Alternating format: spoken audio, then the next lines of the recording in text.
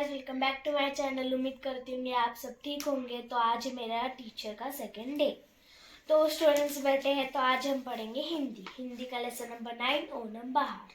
तो ओणम एक त्योहार, मतलब त्योहार खुशियाँ और आनंद और समृद्धि को अपने साथ लेके आते हैं। और ओणम की बात हो तो वो केरला में मनाया जाता है। केरला में वो बहुत महत्वपूर्ण ये है, त्योहार है। तो फिर इसमें बहुत, मतलब श्रावण का मास आता है। फिर फसल काट कर उनको बांधते हैं, मतलब गेहूं को ऐसे, गेहूं को ऐसे बांधते हैं। और शुरुआत होती है फसल की, और लोग एक दूसरे को आनंद पूर्वक और मिलजुल कर खुशियां बांटते हैं, मिठाइयाँ देते हैं। और त्योहार की सबसे बड़ी विशेषता है कि इस दिन लोग अपने अपने घर में भगवान विष्णु की पूजा करते हैं। मैम, ओणम बाहर कब बनाते हैं? ओणम बाहर ये चैप्टर में बताएंगे, नेक्स्ट चैप्टर में, मतलब ये चैप्टर में आगे बताएंगे। तो जो लक्ष्मी, हिमांशु और मुग्धा है, ये एक संवाद है। तो लक्ष्मी, हिमांशु और मुग्धा ये सब देखभाल करते। और इस बार जब वो केरला में लौटी ना, तो दोनों बच्चों ने उसे काम काज करने ही नहीं दे रहे थे।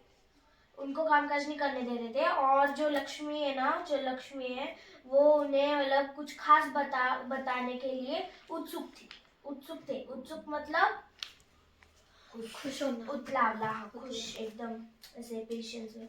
तो हिमांशु बोलता है कि दीदी, इस बार तो केरल जाकर आप हमें भूल गई। और माँ का बनाया उत्पम मतलब दक्षिण भारत का एक ये है, एक व्यंजन खाना। तो माँ ने जो उत्पम बनाया वो उनको अच्छा नहीं लगा। तो लक्ष्मी बोलती है कि ठीक है, मैं शाम को आज बना दूंगी तुम्हारे लिए और खिलाऊंगी तुमको। फिर मुग्धा बोलती है कि आपका गांव कैसा है? तो फिर लक्ष्मी बोलती है कि मेरा गांव बहुत सुंदर है, पूर्व दिशा में और पर्वत के साइड है। और जब सूरज निकलता है तो समुद्र की लहरें चमकने लगती है। और फिर हल्की हल्की बयार मतलब हवा के झोंके से नारियल के पेड़ लहराने लगते हैं।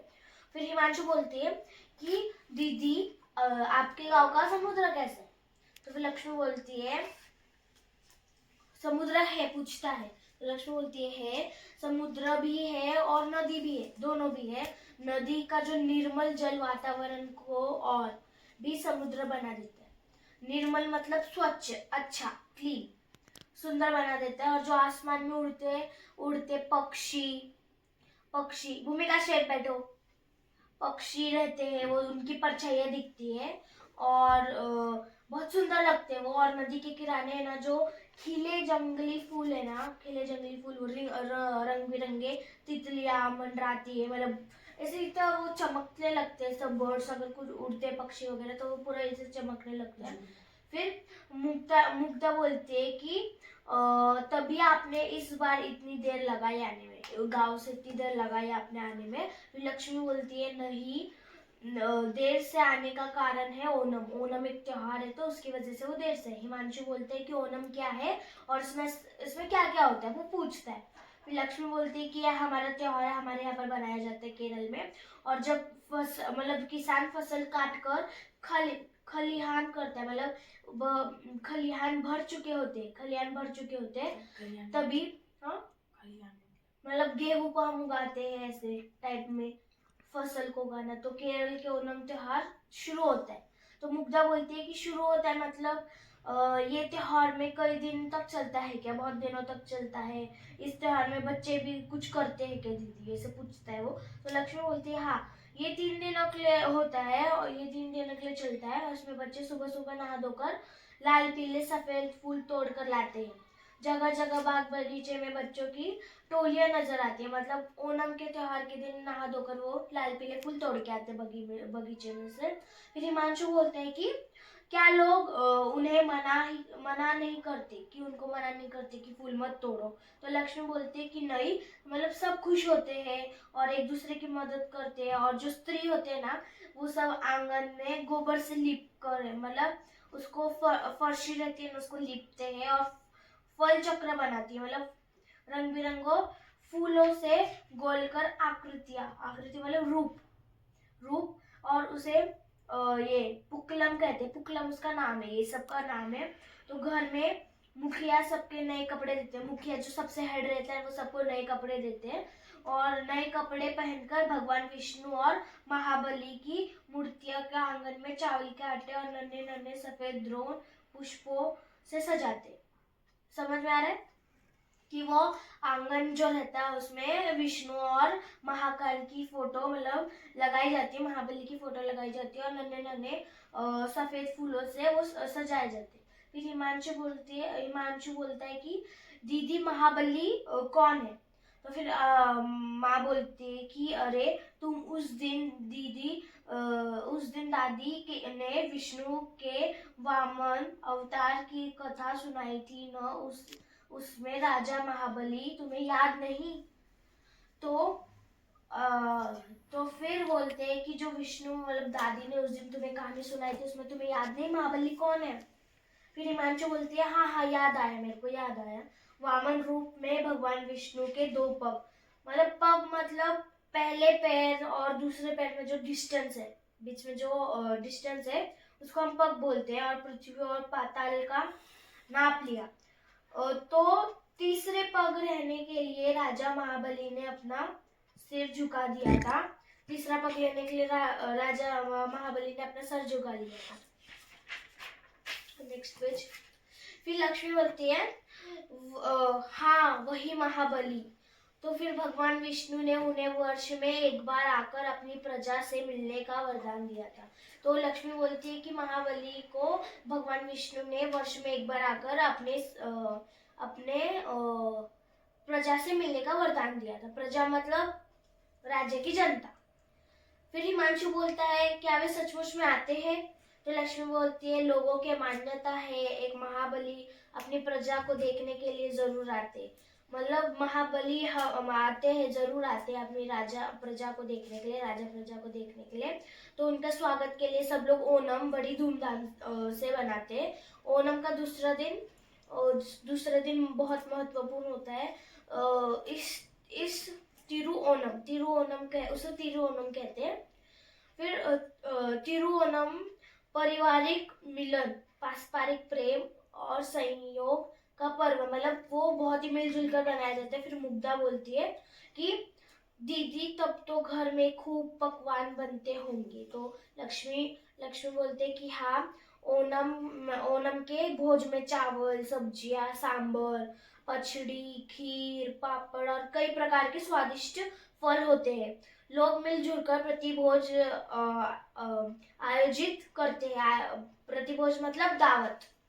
हिमांशु बोलता है और क्या क्या करते हैं दीदी? तो फिर माँ बोलती है कि प्रतिभोज के बाद अपनी अपनी रुचि के अनुसार खेल कूद, मतलब प्रतिभोज हो जाते हैं, खाना वगैरह दावत हो जाती है, उसके बाद सब खेलने लगते हैं, कविता प्रसंग और संगीत सुनाते हैं, डांस करते हैं, सब इसमें हिस्सा लेते हैं, पार्टिसिपेट करते हैं। फिर लक्ष्मी बोलती है हाँ आपने बिल्कुल ठीक कहा। फिर इस अवसर पर विशेष रूप के खेल जाने वाले खेल है जैसे तत्नपुत्कली या। तो बच्चों अभी मैंने जैसे चैप्टर एक्सप्लेन किया है ओणम का, तो अभी मैं इसके रिलेटेड कुछ क्वेश्चंस पूछूंगी, सबको आंसर्स देने हैं। अच्छा, तुम बताओ ओणम कितने दिन में मनाया जाता है? 3 दिन। अच्छा, तुम बताओ ओणम के दूसरे दिन को क्या बोलते हैं? तिरुओणम। ओणम पर किस प्रकार की विशेष प्रसिद्ध गेम है? नौका दौड़। Very good.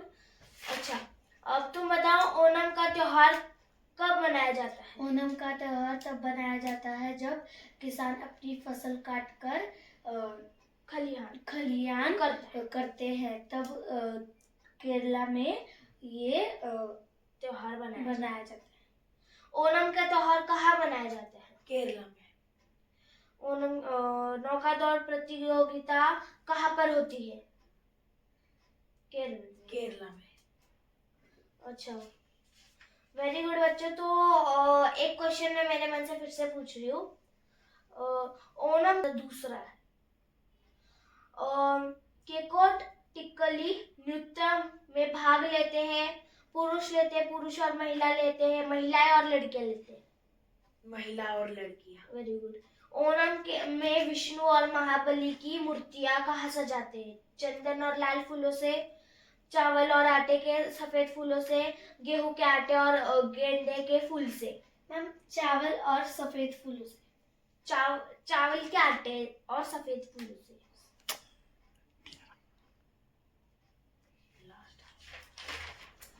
और ये सभी कलाकृतियां महाबली के जाने के बाद हटा ली जाती है और फिर से सभी लोग अगले वर्ष अपने वाले ओणम की प्रतीक्षा करने लगते हैं। तो हाँ, वो बोलती है कि हाँ मेरी बहुत सहेलियां हैं और हमने 3 दिन बहुत मजे किए, और ये जो कलाकृतियां की थी आंगन में इनको हटा देते हैं महाबली जाने के बाद, और फिर अगले साल के ओणम के लिए प्रतीक्षा करने लगते हैं। प्रतीक्षा मतलब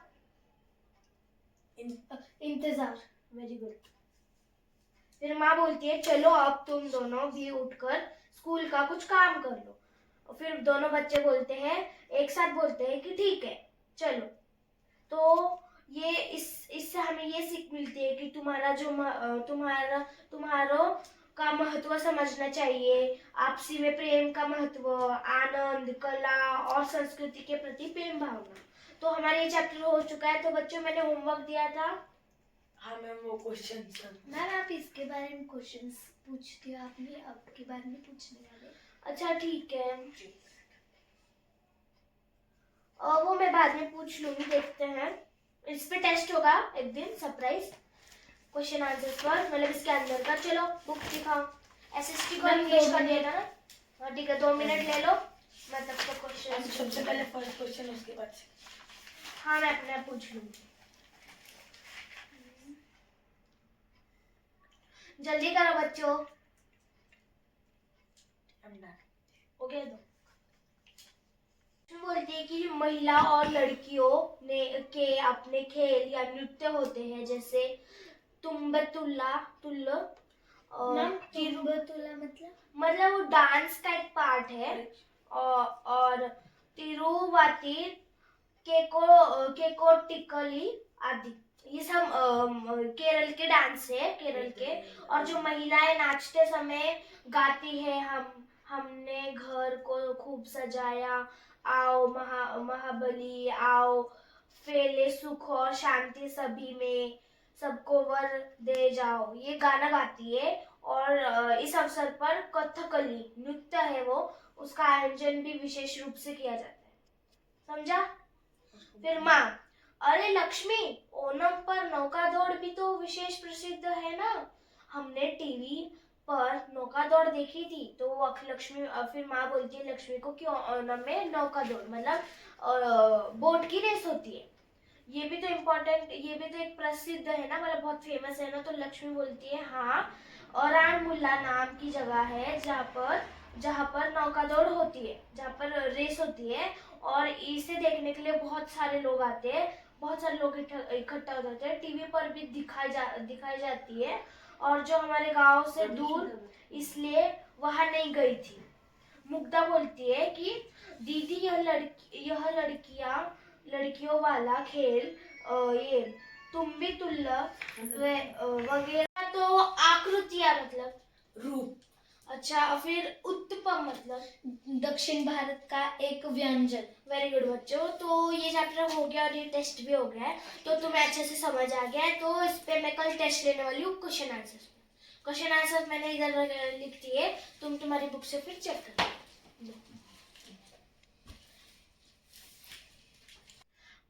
प्रतीक्षा का मतलब बताओ बच्चे सब।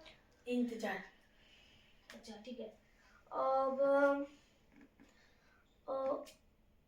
उत्सुक का मतलब खुश होना मतलब उतावला।